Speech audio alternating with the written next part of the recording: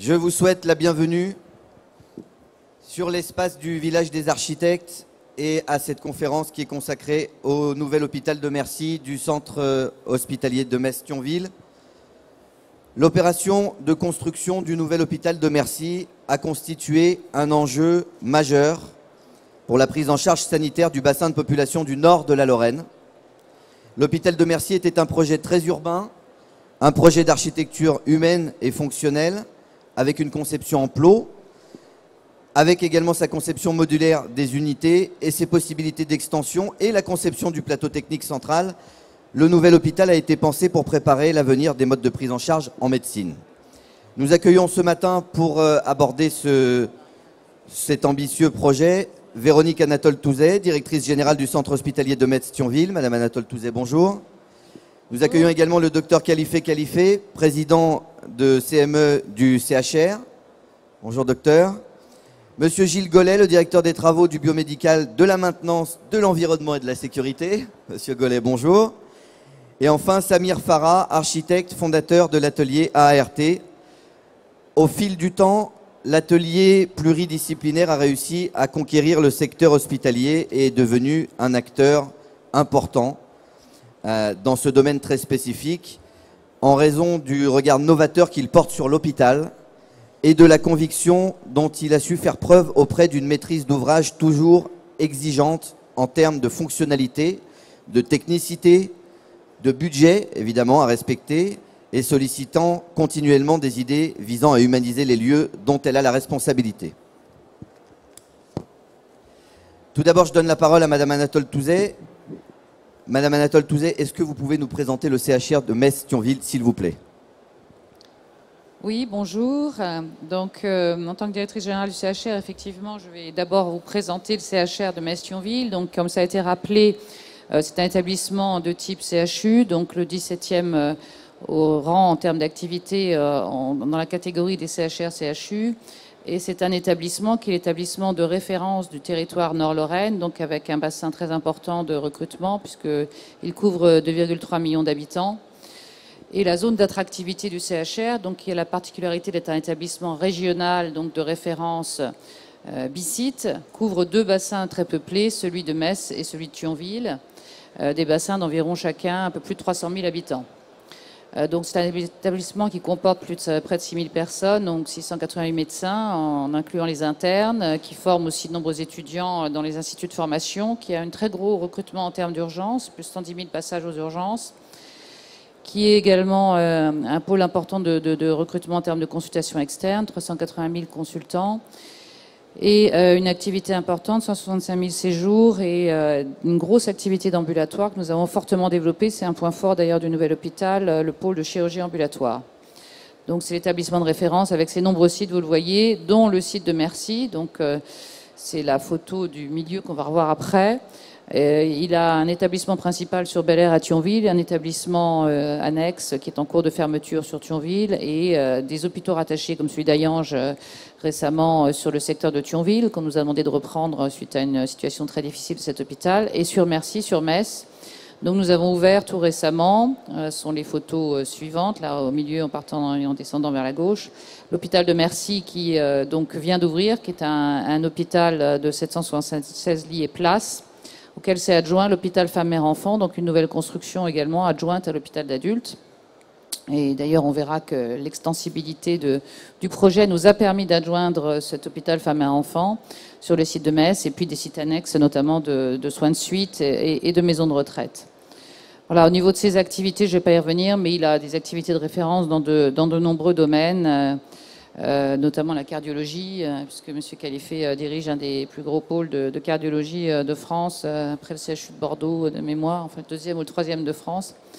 Et on a une très grosse activité également dans le domaine de la gynécologie obstétrique, près de 5000 accouchements, et également un centre de prise en charge de brûlés, et bien évidemment toutes les spécialités médicales qui sont afférentes, bien évidemment, à un établissement de référence régional.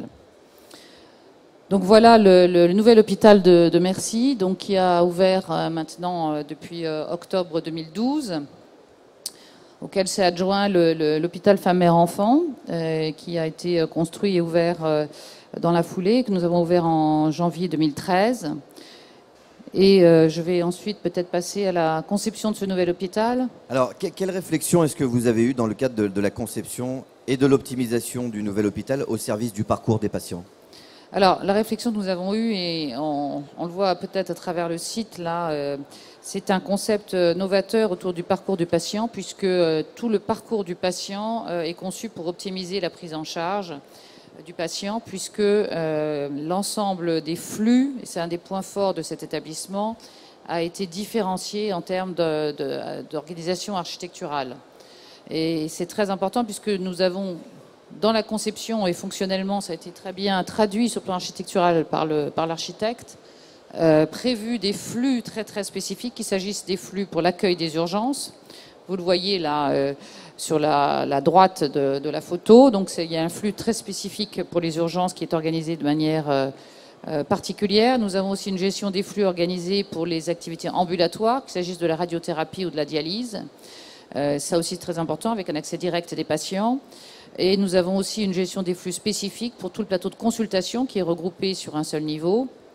Et ce plateau de consultation, donc, qui est très important, comme vous l'avez vu à travers les chiffres, donc accueille sur un même étage avec différentes gestions de flux, puisqu'on a trois plots d'accueil de consultation, l'ensemble de nos activités ambulatoires. L'autre caractéristique, c'est un établissement également qui est très tourné vers l'ambulatoire, puisque nous avons, comme vous l'avez vu tout à l'heure dans la présentation, une très forte activité de chirurgie ambulatoire.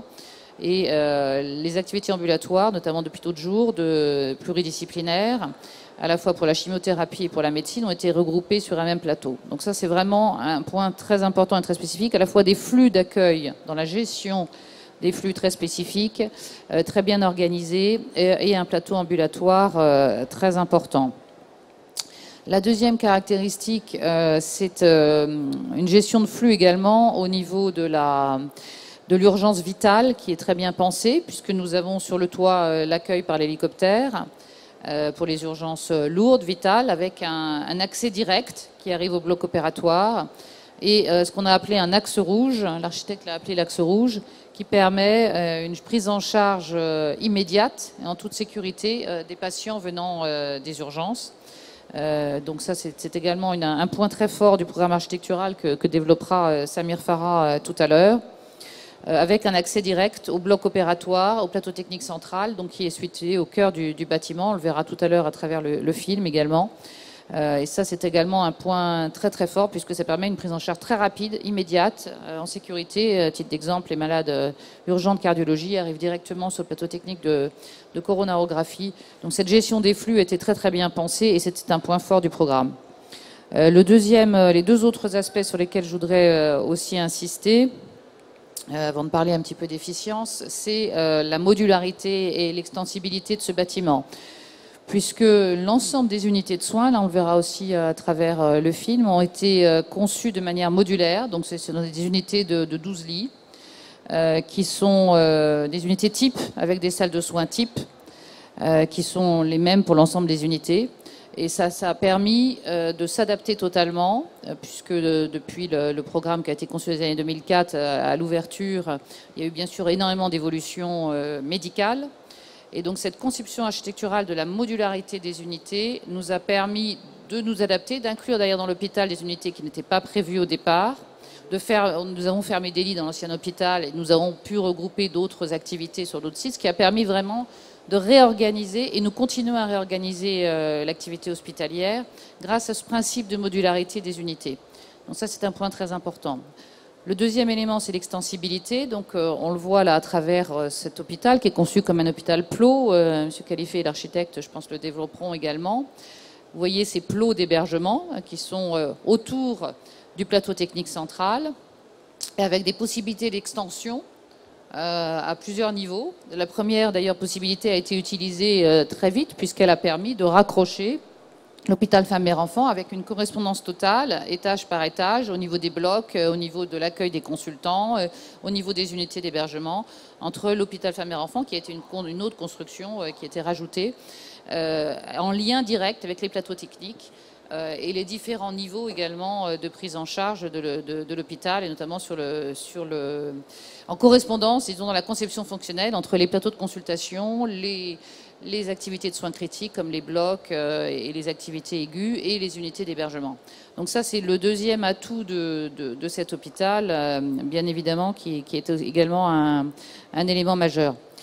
Les deux derniers aspects, je voudrais bien sûr insister sur l'accueil et le confort hôtelier. On le verra aussi avec le film, parce que là, on n'a pas trop le temps de rentrer dans le détail, mais ça a aussi été un point fort de la conception, puisque toutes les chambres ont des vues sur le paysage. Hein, donc ça, c'est aussi avec beaucoup de lumière. Il y a eu les patios, l'utilisation des patios aussi a permis de donner cette qualité hôtelière. Nous avons bien sûr des chambres à un lit en majorité. Et cette conception aussi hôtelière qui a privilégié pour les chambres de malades, bien évidemment, la vision sur le paysage, parce que nous avons la chance d'être une zone, même si nous sommes près de la ville, bien sûr, dans une zone qui est en cours d'urbanisation, dans une ZAC. Donc cette vision sur le paysage, c'est aussi quelque chose de très, très, très important, avec le confort hôtelier des chambres, bien évidemment, et la qualité du hall qu'on verra aussi avec le film, puisque nous avons aussi conçu le hall d'accueil comme vraiment un lieu de vie, où nous avons aussi une maison des usagers, d'ailleurs, dans ce hall. Donc on a vraiment conçu ce hall autour d'activités vraiment qui en font un véritable lieu de vie pour les patients, pour les associations de malades, pour le personnel, bien sûr, puisqu'il y a une cafétéria, évidemment, toutes les choses classiques, mais c'est un point fort et c'est la marque architecturale aussi de cet hôpital. Et c'est vraiment un atout aussi dans sa conception. On y reviendra dans le film. Enfin, je terminerai par l'efficience.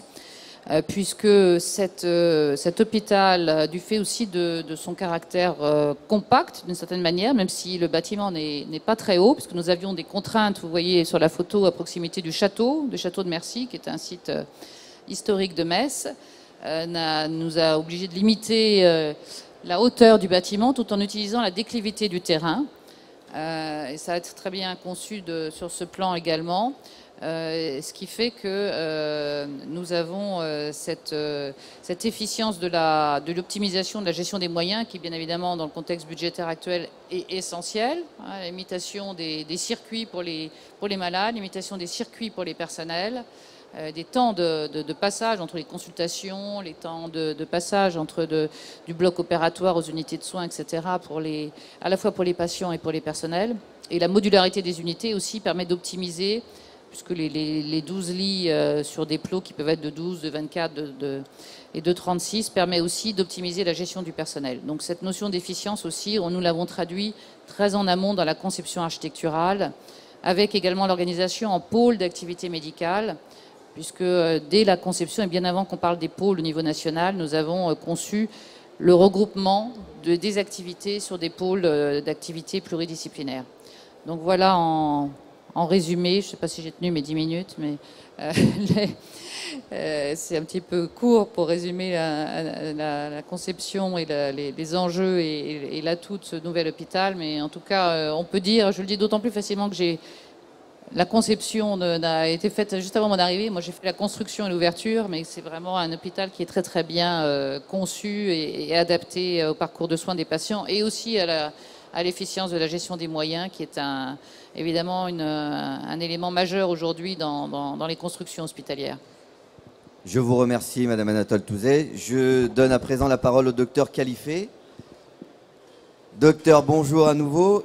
Quelles étaient les attentes de la communauté médicale vis-à-vis du nouvel hôpital, de ses organisations évidemment, et comment est-ce que les professionnels se sont appropriés ce nouvel outil? Merci beaucoup. Bonjour à toutes et à tous. C'est difficile de répondre à une question dont on a été responsable initialement, puisque les médecins et l'ensemble du personnel de l'hôpital avaient été associés il y a un peu plus de 10 ans maintenant à la conception de cet hôpital. Donc c'est difficile pour nous maintenant de le critiquer, loin de là, puisqu'on en a été les principaux acteurs pour l'ensemble. Donc la réponse directe, on est ravis du résultat et le travail qui a été fait initialement, qui se résume à une diapo qui est illisible, donc je ne vais pas vous la montrer, qui s'appelle le schéma fonctionnel, mais qui a été parfaitement bien mise en œuvre et en scène, mais surtout en œuvre par le cabinet d'architecture qui a été retenu. Il y a eu 4 groupements, comme vous le savez. Et là, on en arrive au résultat. Alors, je vais rester didactique, en tout cas pour qu'on comprenne bien et que je sois assez clair. Tout d'abord, le terrain. Il fallait choisir un terrain, trouver un terrain d'une vingtaine d'hectares pour faire un hôpital, comme l'a rappelé Mme Anatole, un hôpital où il y a pratiquement toutes les disciplines médicales, plus l'hôpital mère-enfant, donc il fallait un peu d'espace. Et on a eu la chance d'avoir un terrain avec quelques contraintes sur lesquelles on reviendra. Mais ce qui est intéressant pour le médecin, comme pour l'usager, c'est que cet hôpital est aux confins d'un réseau autoroutier qui nous met à 20 minutes au maximum de toute la région qui dépend du CHR, qui a été évoqué tout à l'heure. Et ça, c'est un atout majeur qu'on apprécie et que nos patients apprécient. Et d'ailleurs, c'est un des facteurs d'augmentation de l'activité de ce nouvel hôpital, mais il n'y a pas que ça. Il n'y a pas que ça, puisque en plus, malheureusement, nous sommes dans une région où il y a une surmortalité des maladies cancéreuses, mais pas les seules, ce qui fait que des centres spécialisés, il y en a besoin, et les malades font parfois 50 km pour venir tous les jours nous voir. Donc tout ça, ce nouvel hôpital a été un atout. Le deuxième atout majeur, ça a été évoqué par Mme Anatole, c'est l'hôpital Plot. On se retrouve avec un hôpital où il y a toutes les disciplines médicales, donc on peut imaginer dans une ville où il y a pas mal de petites cliniques privées que c'est une usine. Et en fait, le fait d'avoir un hôpital Plot avec dans chaque plot, entre guillemets, un mini-hôpital ou en tout cas un petit hôpital où il y a de taille humaine, fait que les patients se sentent rassurés quand ils sont dans tel ou tel plot. Ces plots, comme ça a été rappelé, regroupent des spécialités complémentaires ou associées qui étaient confirmées par la suite par l'apparition des pôles. Donc on a eu la chance d'anticiper ces pôles et finalement c'est un atout majeur pour cet hôpital où la sécurité des patients prime et la multidisciplinarité, on est une force dans un endroit de taille humaine, comme ça a été rappelé. On a beaucoup parlé aussi du parcours de patient, j'y reviendrai pas, avec ses axes rouges horizontaux mais également verticaux, des entrées spécifiques en fonction et bien fléchées en fonction de l'état du patient, font que cet hôpital est assez lisible malgré, encore une fois, sa taille. Alors les locaux sont adaptés. Il est certain qu'on était dans un hôpital qui avait pratiquement 100 ans, dans lequel des transformations ont été faites et le circuit patient était un parcours du combattant. Là, le circuit du patient est lisible, il est logique, respectant toutes les règles de sécurité. Quand on vous dit que le plateau technique lourd est au milieu et tous les services sont autour, ça veut dire efficacité d'une part, mais aussi sécurité pour les patients qui sont tous équidistants de services de réanimation et de soins intensifs lourds, ce qui en assure la sécurité, notamment les jours fériés et la nuit. Je ne parle pas des règles d'hygiène. Vous vous en doutez qu'un nouvel hôpital, pour un président de CME, qui est maintenant un de nos rôles dans un hôpital, toutes les règles d'hygiène sont respectées avec un petit bonus pour les normes HQE sur lesquelles je ne m'étendrai pas. Il y a une chose importante aussi, c'est plus un témoignage, c'est que quand on a voulu mutualiser, alors que mes collègues, et moi-même d'ailleurs, mandarins de province, etc., tenaient à leur service, et quand on leur dit, ben là maintenant on ne joue plus, il faut mutualiser les consultations, mutualiser ci, mutualiser les lits, augmenter l'activité de chirurgie ambulatoire, tout ça c'était un point nouveau dans lequel on a eu un peu de résistance, mais pas beaucoup, puisque comme l'a rappelé Mme Anatole, on a pu réduire, et par la chirurgie ambulatoire et par l'amélioration de la DMS liée à tous les facteurs qu'on a évoqués, notamment le parcours du patient et ses points positifs, nous ont permis d'intégrer dans ce nouvel hôpital des lits de gériatrie aiguë qui étaient dans un autre établissement qu'on a ramené là, donc 45 lits, c'est pas rien. On y a installé des lits de soins palliatifs, d'hospitalisation de soins palliatifs, qui n'étaient pas prévus à l'époque et pour cause, on a pu les intégrer. Donc on a pu intégrer pas mal de disciplines grâce à cette, ce qu'on appelle maintenant, c'est la mode, l'efficience hospitalière. Tout ça nous a pas mal aidé. Puis ça n'a pas été évoqué, mais c'est un de nos soucis en ce moment. Nous avons mis en place une cellule de gestion des lits dans tout l'hôpital, que ce soit en post-urgence, mais pas seulement, qui a, entre guillemets, un permis de tuer, comme je dis. C'est-à-dire, on peut pas les patients, mais les collègues, pour justement une meilleure efficience. Tout ça nous aide. Puis, dernier point qui a été évoqué aussi, on a eu une opportunité majeure dans ce nouvel hôpital, grâce à un petit budget d'un peu plus de 20 millions d'euros. On a pu intégrer la notion d'hôpital numérique, dont on a des applications non seulement dans la logistique, etc., mais aussi dans tout ce qui concerne le dossier patient, que ce soit le dossier médical, dossier de soins infirmiers, dispensation de médicaments, les rendez-vous en radio, tout ce qui est téléradiologie qu'on a développé, et télémédecine aussi, avec des structures qui dépendent de nous. Tout ce nouvel hôpital a été pour nous en prospective l'installation de ce numérique en un temps record. Et vous imaginez bien qu'en un temps record, ça veut dire qu'il faut que les médecins, les usagers, les personnels changent leurs habitudes et se mettent au tout numérique, ce qui n'était pas évident, mais après 1 an et demi de fonctionnement, je crois que les gens sont bien mûrs maintenant. Et il y a une chose, comme tous les hôpitaux, on a eu avec Madame Anatole droit au Copermo. Et donc grâce à toute cette politique d'efficience favorisée par le bénéfice de ce nouvel hôpital, j'ai oublié le plein vide de pharmacie qui nous fait économiser rien que sur le site 300 000 euros par an, qui est une chose banale, mais 300 000 euros, c'est pas rien. Donc, qui nous a permis de passer l'examen du Copermo sans trop de difficultés, pour ne pas dire avec beaucoup de bonheur, contrairement à beaucoup de nos collègues. Voilà rapidement, mon cher David, le ressenti positif, pour la simple raison, c'est qu'on a eu le privilège, en tant que personnel soignant, d'avoir été associé à ce projet dès le départ et forcément adopté et bien vécu.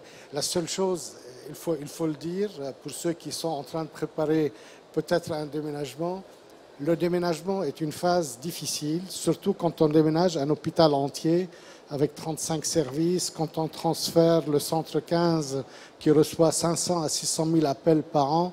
Tout ça, c'est un moment très difficile. Et c'est vrai qu'un an de préparation, 6 semaines de déménagement pour l'ensemble des services,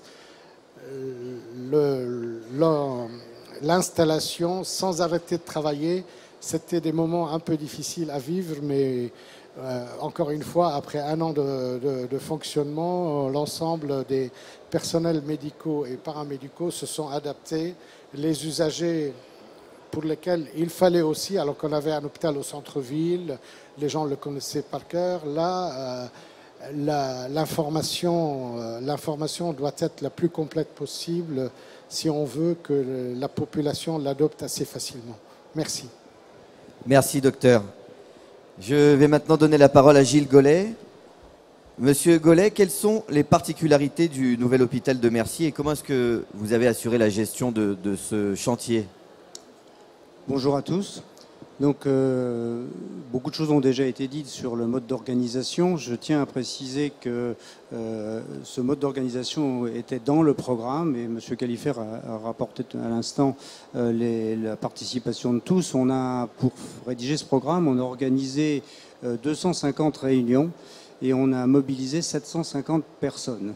C'est vous dire à quel point on a consulté tout le monde. Bien entendu, on a dû trancher sur un certain nombre de choses, mais ça a été vraiment une grande concertation.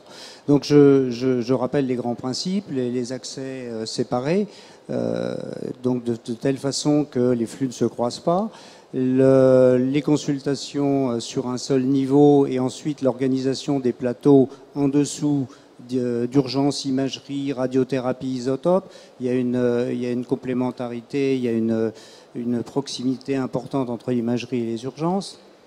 Au-dessus de l'étage du rez-de-chaussée des consultations, on trouvera là aussi un étage très particulier, puisque autour du bloc opératoire, on va retrouver tout ce qui est réanimation, soins continus, unité de soins continus de cardiologie, chirurgie cardiaque, grand brûlé. Donc on a vraiment des plateaux très très cohérents sur le plan de l'organisation et qui se retrouvent entourés par ce que moi j'appelle les hôtels hospitaliers. C'est-à-dire qu'en fait, chaque service, chaque élément des plots n'est que de l'hébergement. On n'y retrouve plus ni consultation ni technologie, ce qui, en termes de flux, est un gros avantage puisqu'on n'a pas de consultants qui se promènent dans les niveaux. On n'a que des patients, des visiteurs et des soignants. Donc ça, c'est important. De là, on en déduit sur un plan, je vais attaquer un plan un peu plus technique. Sur un plan technique, ça nous permet de normaliser, puisque dans les étages d'hospitalisation, toutes les chambres d'un même type, à un lit ou à 2 lits, sont identiques, sont conçues dans un esprit de faciliter l'entretien et l'hygiène. Chaque chambre, disons, est entièrement équipée de sorte que l'on puisse la nettoyer. C'est-à-dire que les cabinets de toilette, par exemple, sont en résine, ce qui fait que c'est complètement désinfectable à n'importe quel moment. Le chauffage, c'est important. Le chauffage et la climatisation des chambres se fait par des poutres soufflantes en plafond, ce qui veut dire qu'il n'y a pas de radiateur au mur, il n'y a pas de tuyau. Une chambre, lorsqu'on la vide, c'est presque comme une salle d'opération avec des relevés en plainte, on peut la désinfecter intégralement. Donc c'est des petites choses comme ça sur lesquelles on est intervenu au plan technique. Encore un petit détail, tout le monde sait que dans une chambre, on a la commande de l'éclairage, la commande des volets roulants, etc., qui se trouvent la plupart du temps dans la gaine tête de lit. Ce qui fait que le jour où on a une panne, il faut l'ouvrir, elle est plus ou moins poussiéreuse, le patient est dedans, enfin c'est gênant. Dans ce nouvel hôpital, tous les tableaux de commande ont été reportés dans les couloirs. Et ils sont de type débrochable, ce qui veut dire que le jour où il y a une panne, on en amène un nouveau, on l'embroche, on emmène l'ancien, on le répare à l'extérieur dans les services techniques. Ça c'est une idée qui a fait son chemin lorsqu'on réfléchissait au contrôle de l'hygiène. Pour tout ce qui est aussi traitement d'air des blocs, des réa, puisque je vous ai dit qu'ils étaient sur un niveau concentré et côte à côte, tous les traitements d'air sont au-dessus. Ce qui fait qu'on raccourcit tous les trajets, toutes les distances, et qu'on a pu scinder chaque traitement de telle sorte que le jour où il y a soit un problème de contamination, soit une modification pour une raison quelconque, on n'intéresse que la partie du dessous qui est traitée par cet ensemble-là. Ce sont des petits détails, mais en exploitation, c'est très important. On a, dans le domaine de tout ce qui est énergie, alimentation, on a sorti complètement la centrale d'énergie. Dans l'hôpital, on n'a pas à se soucier des nuisances de la chaufferie ou des groupes électrogènes. Tout est extérieur. Ce qui fait aussi que pour tout ce qui peut être intervention, modification, augmentation de la capacité des puissances, etc., on n'intervient plus du tout à l'intérieur. On est dans un bâtiment séparé. Une petite originalité là dans la centrale d'énergie, on fait du stockage de glace. Parce qu'on va évoquer le niveau HQE de l'hôpital. On est en haute qualité environnementale, alors version 2005, puisque le permis est de l'époque, bien sûr, depuis ça a encore évolué. Et on a aussi fait en sorte qu'au niveau énergétique, on ait des systèmes performants. Et entre autres, on fait du stockage de glace, on produit de la glace de nuit que l'on dégèle de jour pour climatiser l'hôpital. Donc c'est toutes des choses comme ça sur lesquelles on est intervenu sur le plan technique.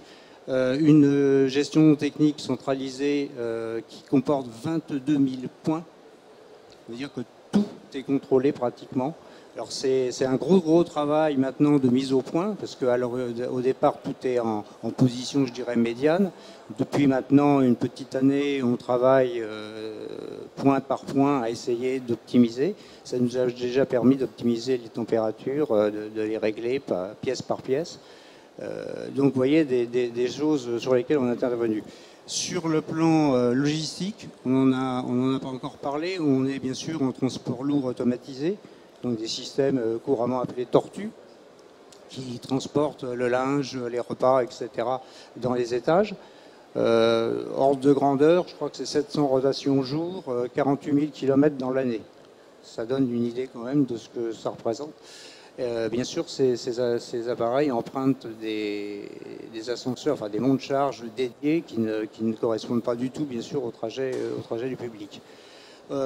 Encore, puisque je parlais des ascenseurs, un petit détail, mais qui a son importance. Tous les ascenseurs et les monts de charge, quels qu'ils soient, quelle que soit leur destination, ont un passage minimum d'1,10 m. Pourquoi? Ça a l'air anodin comme ça, mais tout simplement, le jour où il faudra faire des rénovations lourdes ou des gros dépannages, ben, on peut passer les lits dans n'importe quel ascenseur. Merci, Monsieur Gollet. Je vais maintenant donner la parole à Samir Farah, qui va vous présenter les grandes lignes architecturales du projet avec le film que vous allez pouvoir visionner maintenant. Monsieur Farah, bonjour. Oui, merci David.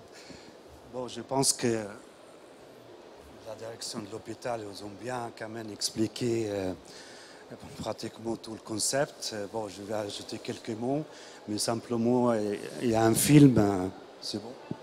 Il y a un film quand même qui est quand même, rassurez-vous, c'est pas très long, c'est quelques minutes, qui trace les grandes lignes de ce concept.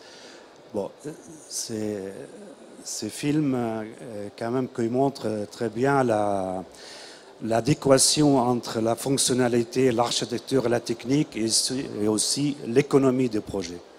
C'est-à-dire que l'économie, point de vue investissement, mais aussi d'exploitation. Je crois qu'il est pensé en 3 plots, mais avec des plateaux techniques centralisés et qui est bien expliqué. Maintenant qu'on peut voir un peu plus avec des images, c'est encore mieux.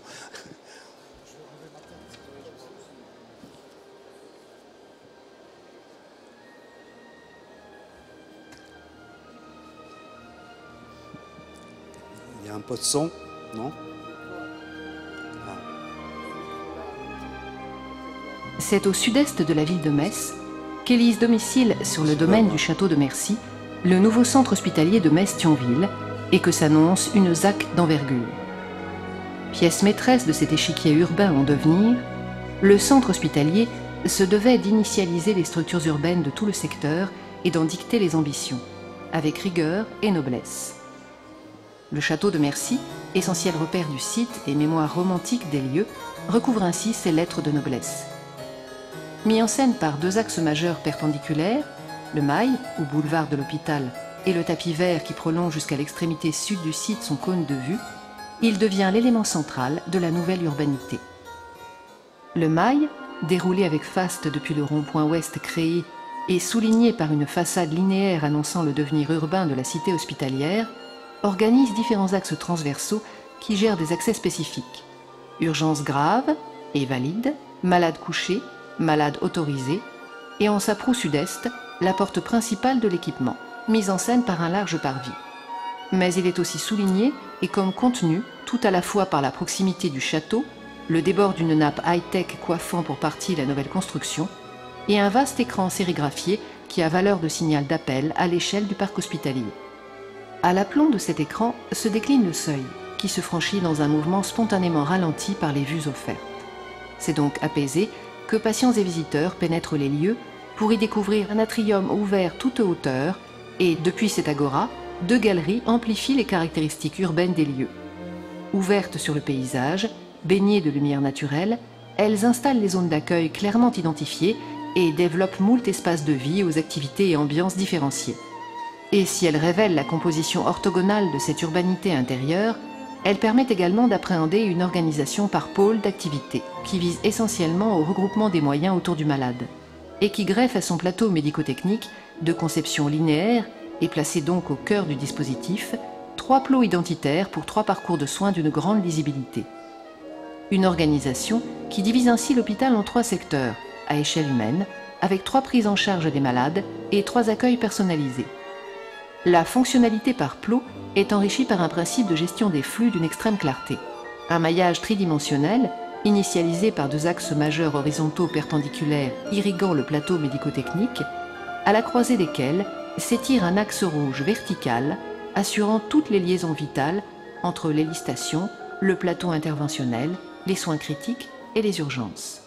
Véritable concept de circulation et de mouvement, ce principe garantit la flexibilité pour toutes les adaptations que requiert une machine médicale en marche.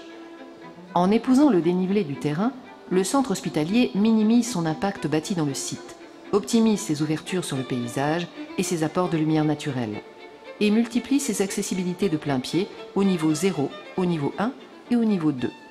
Au niveau 2, au rez-de-chaussée, la galerie Est-Ouest s'ouvre sur l'accueil du plot A, neurovasculaire et cardiologie. La galerie Nord-Sud installe à mi-parcours l'accueil du plot B, médico-chirurgical et odontologie, et en proue sud l'accueil du plot C, hématologie, oncologie et pneumologie. Au niveau 1, au rez-de-chaussée bas, à l'articulation des 2 axes majeurs et de l'axe rouge vertical, s'organise l'imagerie, dotée d'un accueil spécifique et centralisé. Au cœur du dispositif, donc, elle est contiguë tout à la fois aux urgences, à la médecine nucléaire et au plateau de radiothérapie qui se prolonge au niveau 0 au rez-de-jardin avec 5 bunkers et un 6e à terme. Le niveau 3 est indéniablement le cœur battant de l'hôpital. S'articule ainsi autour des 2 axes majeurs horizontaux et de l'axe rouge vertical, le bloc opératoire, organisé en 4 modules, et le bloc d'endoscopie de 5 salles, la réanimation et la surveillance continue médico-chirurgicale, le secteur chaud du plot neurovasculaire cardiologie, l'USIC et l'ICHA, avec son plateau technique de coronarographie et de cathétérisme. Le niveau 4 complète les plateaux d'hospitalisation, le niveau 5 organise l'administration et les services informatiques et installe les dernières unités d'hospitalisation médico-chirurgicale. Le niveau 0, au rez-de-jardin, essentiellement logistique, profite du dénivelé du terrain pour organiser une cour de service de plein pied à l'abri des activités sensibles. Si l'hôpital de Mercy du centre hospitalier régional de Metz-Thionville est dès son ouverture devenu un référent de l'univers hospitalier, c'est qu'il a supporté tout à la fois 4 ambitions majeures. Définir un schéma directeur cohérent et structurant de parc hospitalier, organiser un concept fonctionnel et spatial novateur en plot, optimiser la fonctionnalité et garantir l'évolutivité des lieux par un maillage tridimensionnel, offrir plus d'humanité en plaçant le patient au cœur du concept. C'est aussi qu'il a su trouver une belle légitimité dans une approche économique plaidant en faveur d'une logique de coût global, tout en relevant le défi du mariage réussi d'un projet urbain et architectural fort avec un centre hospitalier à haute valeur technico-médicale.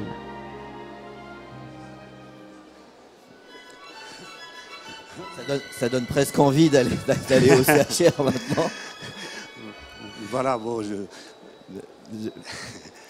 Samir, jusqu'aujourd'hui, la conception-réalisation avait l'image de l'économie à tout prix que souhaitaient réaliser les établissements de santé. De plus, on dit souvent que la conception-réalisation se fait au détriment de la qualité conceptuelle et de la technicité d'un projet. Dans ce contexte et à partir de votre expérience en conception-réalisation, comment êtes-vous arrivé à ce résultat ? Oui, mais avant que je réponde à cette question, j'aimerais dire quand même, pour un architecte, c'est très réconfortant de parler d'un projet après que le bâtiment fonctionne plus qu'un an. C'est-à-dire qu'il y a quand même, on rentre dans la réalité, c'est pas simplement la théorie. Et c'est vrai, c'est la question de conception-construction, c'est un atout majeur dans l'acte de bâtir maintenant, et surtout pour un hôpital. Parce qu'un hôpital, il a un rôle très important point de vue social et point de vue économique dans la société. Il faut le réussir parce que quand même il y a une influence considérable dans le fonctionnement de la société. Et bien sûr, on a entendu beaucoup de critiques sur la qualité dans ce système et tout. Bon, moi je dis qu'il y a quand même des avantages considérables et des inconvénients. Bon, maintenant il faut comment réussir cette méthode de construction. D'abord, il faut amplifier les avantages et minimiser les inconvénients. Bon, idée forte qu'il y a le rapprochement entre la maîtrise d'œuvre et le constructeur dès le départ, à partir du concept, moi je trouve que c'est très très important. Bon, dans notre cas ici, je peux énumérer d'abord les avantages et l'inconvénient, après je dis comment on a fonctionné pour l'hôpital d'Metz. C'est-à-dire le premier avantage majeur, c'est la maîtrise des coûts et des délais. Bien sûr, c'est grâce à un partenariat efficace qui fonctionne entre la maîtrise d'œuvre architecturale et technique et le constructeur. Bon, pour cette raison, je crois qu'il y a quand même un atout considérable d'associer l'entreprise, de démarrer dès le départ avec la maîtrise d'œuvre, mais il faut que ces partenariats fonctionnent bien, parce que quand même la maîtrise d'œuvre est le garant de la qualité de projet. Pour le deuxième inconvénient majeur, c'est-à-dire le groupement, il peut bénéficier d'un système ou d'une méthode de management et de pilotage fort de l'entreprise, parce que je pense que le problème qu'on a dans la construction des bâtiments complexes, c'est toujours ce problème de management et de pilotage.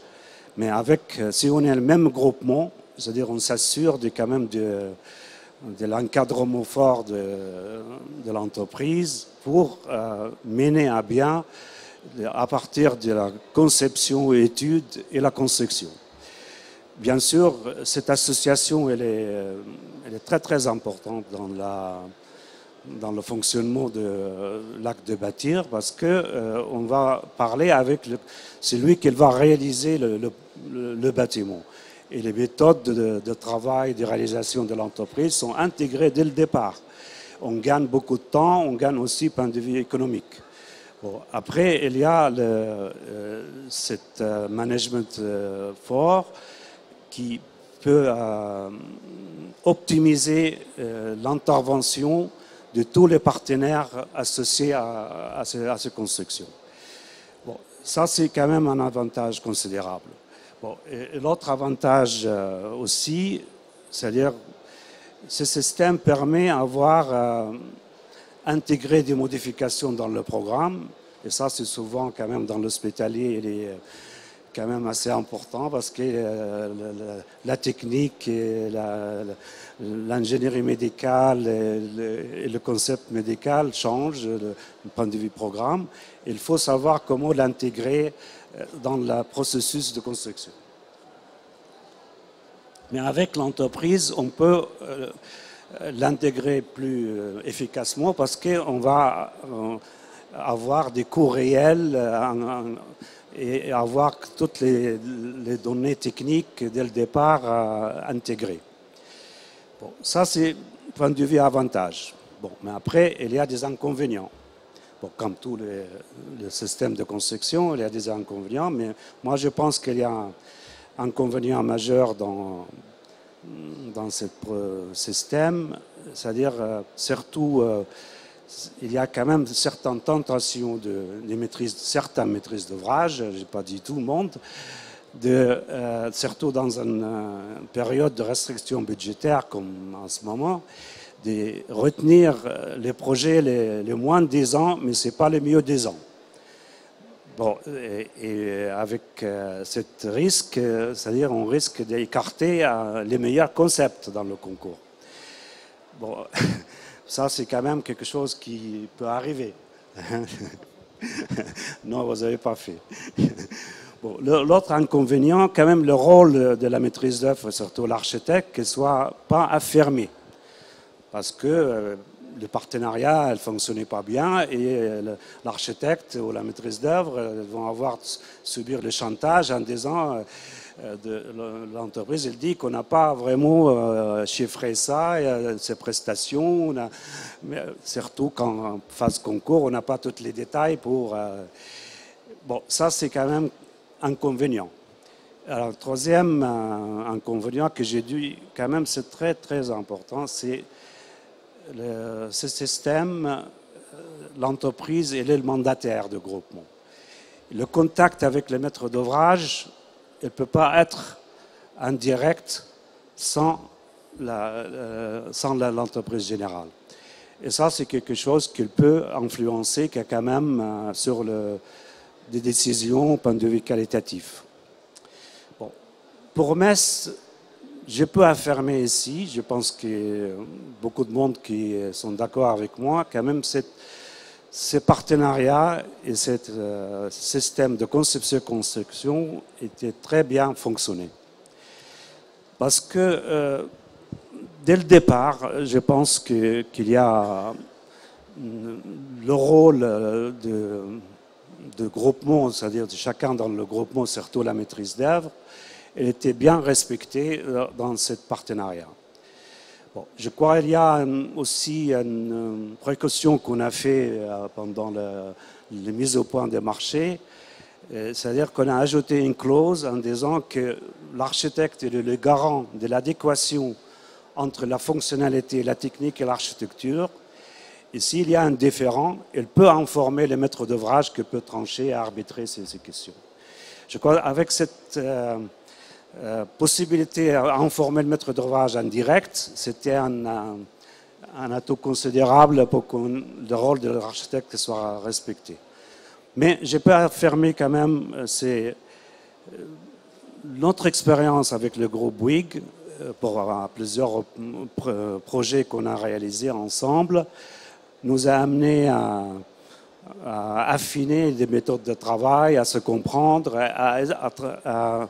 à renforcer et enrichir ce travail de partenariat. Parce que quand même le rôle de l'architecte et de l'entreprise, ils peuvent se retrouver avec un projet très bien mené, point de vue délai, parce que ça c'est quand même un atout considérable, point de vue coût. On peut faciliter la tâche de l'entreprise et aussi l'entreprise, elle peut respecter la qualité des projets s'il trouve, point de vue économique, le projet il est bien équilibré. Je pense qu'il ne faut pas faire d'illusions. S'ils perdent de l'argent, on va avoir de mal à travailler en partenariat. Bon, et après, il y a quand même ce rôle, c'est le rôle de l'entreprise, surtout à Metz. On a créé, pour respecter la qualité des projets, on a créé une sorte de comité de direction entre les partenaires qui sont entre la direction de l'entreprise et la maîtrise d'œuvre, qui sont pas les mêmes qui sont sur le chantier ou l'équipe opérationnelle, pour arbitrer s'il y a des différends. Et souvent, on est arrivé à des solutions bien équilibrées et qui garantit quand même la qualité des projets. Et je pense qu'elle est très bien réussie. On a toujours trouvé les solutions adéquates pour satisfaire tous les partenaires. Je vous remercie, monsieur Farah, excusez-moi de vous couper. Je vous en prie. Je crois que Madame Anatole Touzé voulait ajouter simplement quelque chose Monsieur Dr Khalifé, à la procédure. Oui, je voulais vous dire 2-3 choses, ayant eu le privilège d'être le plus ancien à l'hôpital avec Monsieur Gollet et au cœur de ce dispositif. À l'époque, c'était la loi MOP qui était répandue et on nous a proposé la conception-réalisation ou les PPP. Et on a beaucoup résisté aux PPP et finalement on a choisi la conception-réalisation, pas contraint, parce que c'est vrai dans un rapprochement avec d'autres lieux publics comme les communes par exemple, qui travaillaient beaucoup, notamment la ville de Metz en conception-réalisation. D'autres réalisations qui ont été faites étaient dans ce sens avec d'excellents résultats. Donc c'est pour ça aussi qu'on a adopté cette solution qui était innovante, je le rappelle. L'hôpital de Mercy est le premier hôpital qui a été conçu selon ce type. Enfin, je parle en importance de conception-réalisation. Deuxième chose, mais c'est une anecdote, Samir Farah a fait allusion à la fusion. Je sais qu'à l'époque, on m'a posé, dont vous d'ailleurs, la question, mais pourquoi vous ne faites pas classique, etc. J'avais dit le programme était tellement sérieux, le travail auquel on a fait allusion tout à l'heure, les travaux préparatoires, étaient tellement solides qu'on n'était pas inquiet de l'évolutivité du projet. La preuve, c'est qu'on y est, on n'a pas regretté, on a pu adapter ce qu'il y avait à adapter sans avoir une centaine d'avenants pendant les quelques années qui ont séparé le projet de la réalisation. Donc on n'est pas du tout, en tout cas pour ce qui me concerne, déçu. Juste une anecdote pour dire que cette fusion entre l'architecte et l'entreprise générale doit être exemplaire. Et on se souvient avec M. Gollet, je crois bien, le jour des auditions des entreprises, qu'il y a eu un différend entre un architecte et son entreprise générale en direct pendant la présentation. Ça fait mauvais genre, vous vous en doutez. Voilà ce que je voulais dire, mais nous, on est ravis en tout cas de cette solution et de la définition, à moins que Mme Anatole ait quelques bémols à ce que je viens d'affirmer, mais je lui laisse la parole tout de suite. Oui, non, tout à fait. Je rejoins ce qui vient d'être dit par le docteur Khalefé. Et puis pour effectivement compléter les propos de Samir Farah, effectivement, le principal avantage de la conception-réalisation pour un maître d'ouvrage, là je parle en tant que maître d'ouvrage, c'est le respect des délais et des coûts. Ça, c'est vrai que c'est un enjeu majeur, mais j'allais dire que le respect des délais et des coûts n'est pas garanti par la procédure de conception-réalisation elle-même. Elle est garantie aussi par la volonté commune du maître d'ouvrage et du groupement de tenir les délais et les coûts. Et ça suppose de la part du maître d'ouvrage, je ne sais pas s'il y a beaucoup de représentants du maître d'ouvrage dans la salle, là, une grande rigueur du maître d'ouvrage. C'est-à-dire il faut aussi que le maître d'ouvrage résiste aux demandes de modification de programme. Non seulement qu'on ait une qualité du programme qui soit exemplaire, et ça a été le cas pour cet établissement, mais aussi que pendant notamment la phase de construction, on résiste aux demandes de modification de programme qui sont faites tous les jours par les médecins. Il y en a tout le temps. Alors c'est peut-être un des points sur lesquels on a eu des débats internes au sein de la communauté médicale. Dès le lancement de la construction, j'ai souhaité qu'il n'y ait plus de modification de programme. Et d'ailleurs, les médecins se sont plaints de ne pas nous voir à nouveau les plans pour pouvoir rediscuter. Mais c'était la règle.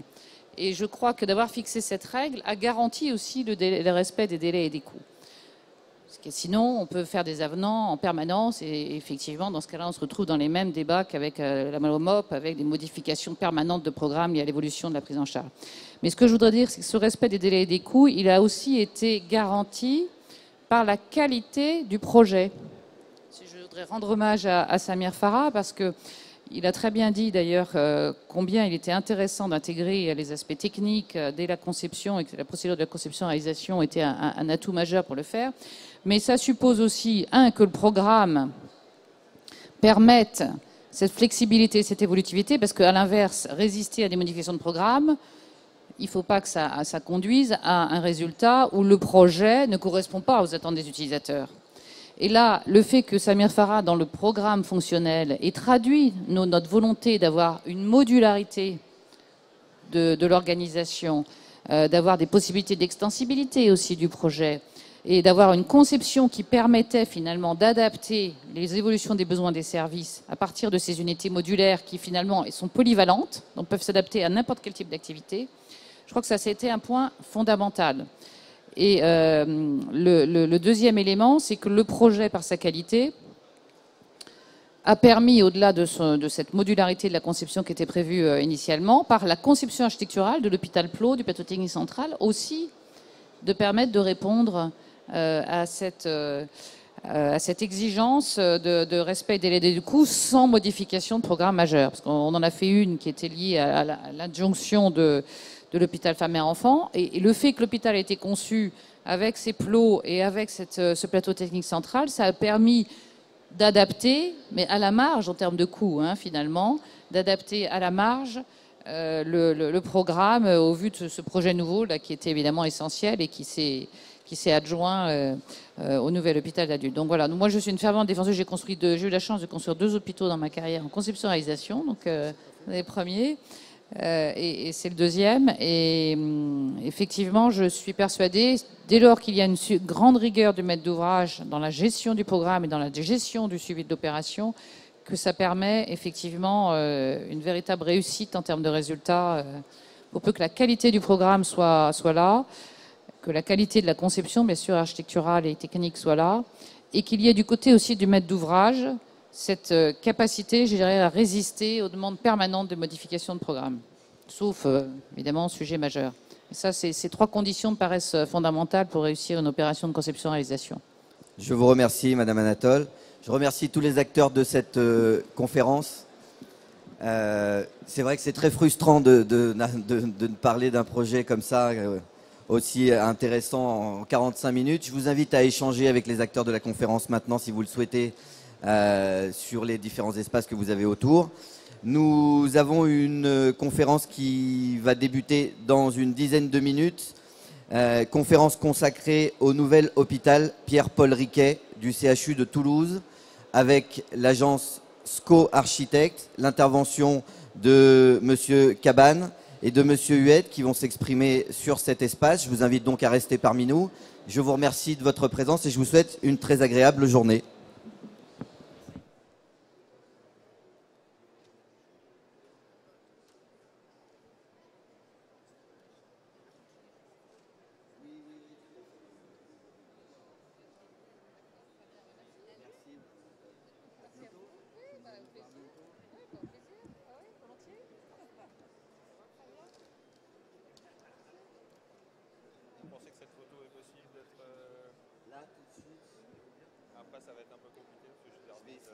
Après à la FHF, je suis pris pratiquement jusqu'à 16h à la FHF. Je vais essayer tout de suite.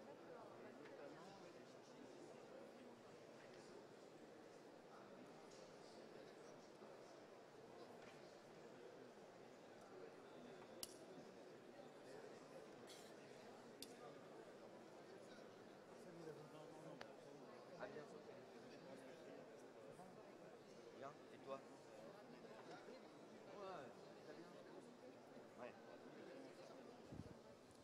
Je vais demander à tous les architectes qui sont présents sur ce village de bien vouloir nous rejoindre ici auprès des maquettes pour la photo de famille. Je pense que c'est le moment, s'il vous plaît. Bonjour, David Antiville.